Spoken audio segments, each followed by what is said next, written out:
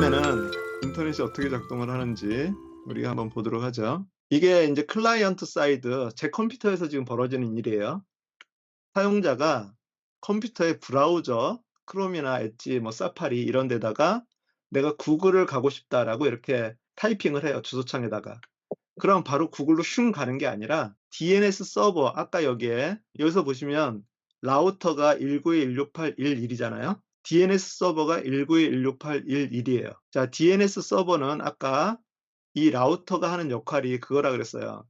"내가 어디를 가고 싶은데 이 컴퓨터의 주소가 뭐야?"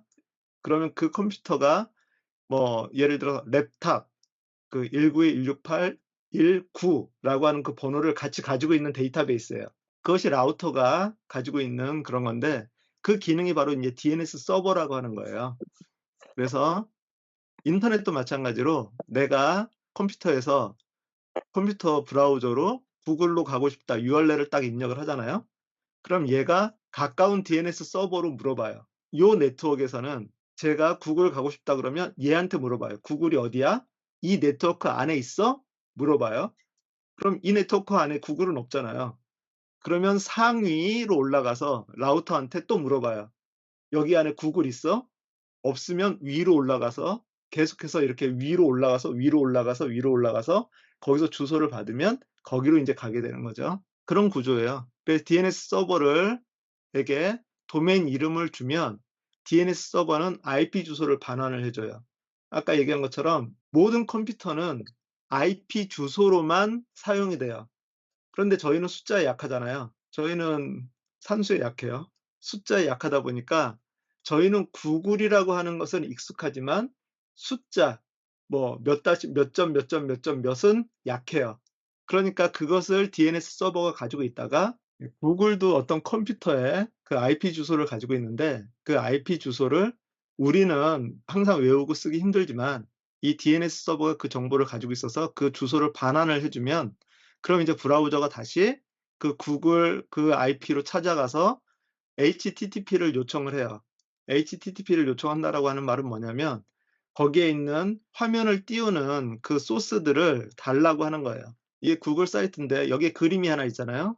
가운데 정렬로 그림이 돼 있고 여기에 검색창이 하나 있는데 검색창의 크기가 이 정도고 크기를 줄여도 검색창 크기는 달라지지 않잖아요. 이런 소스들을 달라고 하는 것이 HTTP 요청이라고 그렇게 얘기를 해요. 그러면 인제 서버에서 웹 서버가 이 요청을 받으면 자기가 만약에 가지고 있는 요것처럼 단순한 그림 하나 그다음에 요 뭐 창 하나 이런 거라고 하면 그럼 이제 웹 서버가 그냥 이렇게 반환을 해 줘요. 그런데 이게 만약에 데이터베이스다. 검색을 해 가지고 찾아야 된다. 그 저희 홈페이지에 보면 보통 뭐 게시글들이 이렇게 있잖아요. 그 몇 년도 몇 년 몇 월 며칠 설교 뭐 이런 거 있으면 그런 검색어를 밑에다 입력을 하면 그건 데이터베이스의 영역이에요. 데이터베이스는 웹 서버랑은 원래는 또 다른 서버예요. 쬐끄맣게 운영을 할 때는 웹 서버와 데이터 서버가 한 컴퓨터 안에 들어갈 수 있어요. 그런데 큰 그런 기업이나 이런 데들의 그런 서버는 웹 서버가 따로 있고 데이터베이스가 따로 있어서 그 사이에서 웹 서버에서 처리할 거는 웹 서버에서 주고 그러지 않고 데이터베이스의 자료가 필요하면 데이터베이스에 요청을 해 가지고 데이터베이스에서 검색을 한 다음에 그것을 다시 반환을 받아서 웹 서버가 정리를 해 가지고 그거를 다시 우리한테 돌려보내는 거죠. 자, 그래서 여기 웹 서버와 데이터베이스 그리고 그 사이에서 어떤 작업들을 하는 그런 프로그래밍이 있어요. 가장 일반적인 시스템이 APM이라 그래요. 아파치 웹 서버에 PHP 프로그래밍 언어에 MySQL 그 데이터베이스. 그래서 그런 구조를 여기서 가지고 있어요. 그래서 데이터베이스에서 만약에 데이터를 반환을 하면 웹 서버에서 그거를 소스별로 잘 정리를 해 가지고 "이렇게 배치해라, 이렇게 배치해라, 이렇게 배치해라."라고 하는 그런 폼을 이런 소스를 주면 브라우저가 그것을 배치를 해요.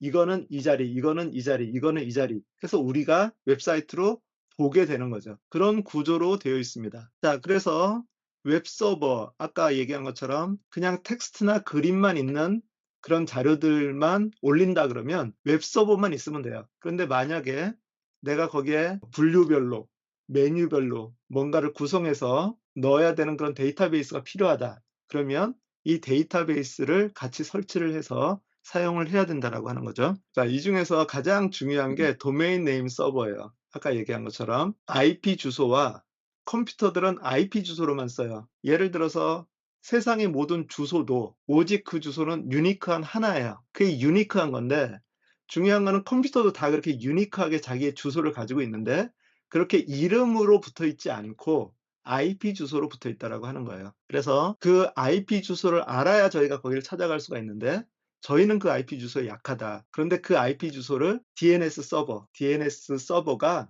다 가지고 있어요. 구글은 IP가 뭐고, 뭐 어디는 IP가 뭐고 이런 것들을 다 가지고 있어서 그거를 알려주고 그렇게 하죠. 그 인터넷 대란이 일어난 적이 있었어요. 그죠? 인터넷들이 다 완전히 되지 못하는 경우들이 있었는데 그 이유가 뭐냐면 DNS 서버가 문제가 생긴 거예요. DNS 서버가 모든 주소들을 다 가지고 있는데 얘가 문제가 생겨버리니까 물어봐도 대답을 못 해주니까 알지를 못하는 길을 가지를 못하는 거죠. 그래서 인터넷 대란이 생기게 된 거예요. 근데 어쨌든 DNS가 문제가 생기면 그렇게 될 수 있어요. 다른 말로 얘기를 하면 저희 가정에서 이 DNS 라우터가 문제가 생기면 인터넷이 안 되겠죠. 집안에 있는 컴퓨터들은. 그러니까 이 라우터 DNS 관리를 잘 해주셔야 됩니다. 그리고 또 한 가지 DNS가 또 중요한 이유가 있어요. 이 다음에도 나오겠지만 홈페이지를 만들 때 저희가 도메인을 구입을 하고 호스팅을 구입을 해야 돼요. 도메인도 렌트고 호스팅도 렌트예요. 도메인은 주소고 호스팅은 땅이에요. 우리 이 세상에서는 땅에는 주소가 1대1로 그냥 붙어 있어요. 주소가 땅이랑 1대1로 매치가 돼 있는데 인터넷은 안 그런다라고 하는 거예요. 땅에는 IP 주소가 붙어 있고 도메인은 우리 사람이 이해하는 거니까 이 두 개를 따로 사가지고 연결을 시켜야 돼요. 그래서 요 주소로 들어오면 이 IP로 보내주세요. 이 주소에 대한 홈페이지가 여기에 IP에서 지금 운영되고 있으니까 그렇기 때문에 도메인을 산 곳에서 내 그 홈페이지가 실제 어디에 위치하는지 그것을 설정을 해줘야 돼요.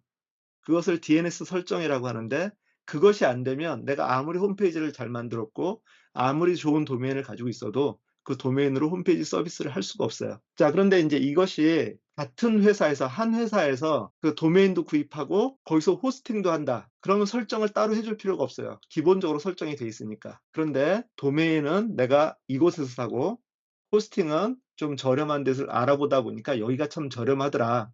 그래서 여기에서 사게 되면 이거는 DNS 설정을 해줘야 된다. 이거는 되게 중요한 부분입니다. 좀 이따 또 나올 거예요. 자, 그렇게 하면 이 분홍색이 다 이제 끝난 거예요. ATM 활용. 서버가 ATM, 그래서 아파치 웹서버, PH 프로그래밍, MySQL, 데이터베이스 이렇게 사용할 수 있다라고 하는 거예요. 그리고 이 인터넷 공간에는 모두가 유니크한 아이디로 사용한다 그랬죠. 그래서 공용 IP가 있고 사설 IP가 있어요. 사설 IP는 저희 집에서 사용하는 192.168 1점 뭐시기라고 하는 것이 사설 IP고 공용 IP는 여러분이 예를 들어서 셀폰에 와이파이를 끄고 그리고 그 셀폰에 설정에 들어가서 인터넷 그거를 보면 IP가 다르게 나올 거예요.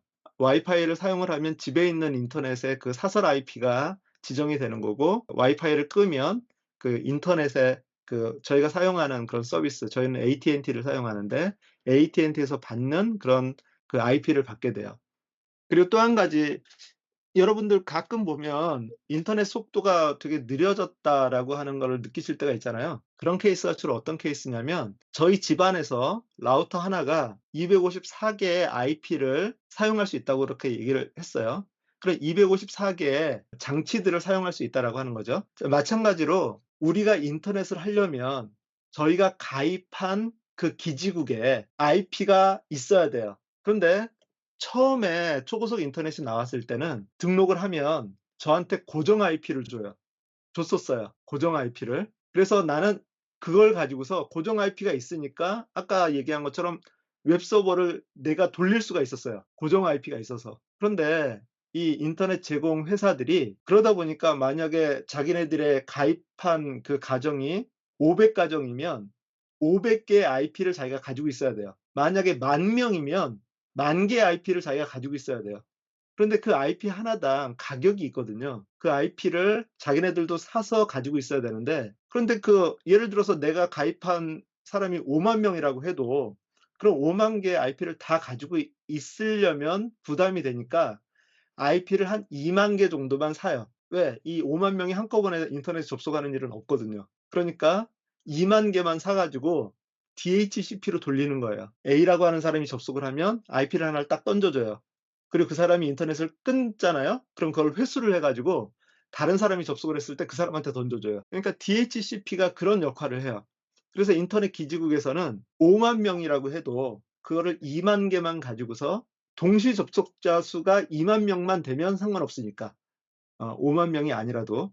그러니까 2만 개만 가지고서 이렇게 돌려서 계속 쓰는데 문제는 2만 명밖에 없는데 2만 5천 명이 한꺼번에 들어왔어요. 그럼 어떻게 해야 되겠어요? 5천 명은 대기 상태로 그렇게 있어야 되나요? 그렇게 되면 이제 문제가 생기겠죠. 그러니까 이거를 던지고 받고 그 수준이 아니라 잘라 가지고 그 사람한테 잠깐 줬다가 잠깐 또 뺏어요. 그래서 다른 사람한테 잠깐 주고 잠깐 또 뺏고 이거를 계속해서 빠르게 이렇게 하는 거예요. 그러니까 우리 소비자의 입장에서 봤을 때는 처음에 고정 IP로 있으면 나는 항상 이 통로를 가지고서 계속 왔다 갔다 할 수 있는데 길이 계속해서 바뀌고 IP가 계속해서 바뀌게 되면 속도가 느려지게 되죠. 그것이 일반적으로 인터넷 속도가 뭐 컴퓨터 상황도 있지만 네트워크에서 봤을 때 인터넷 접속하는 사람들의 그 시간이 있잖아요. 러시 아워.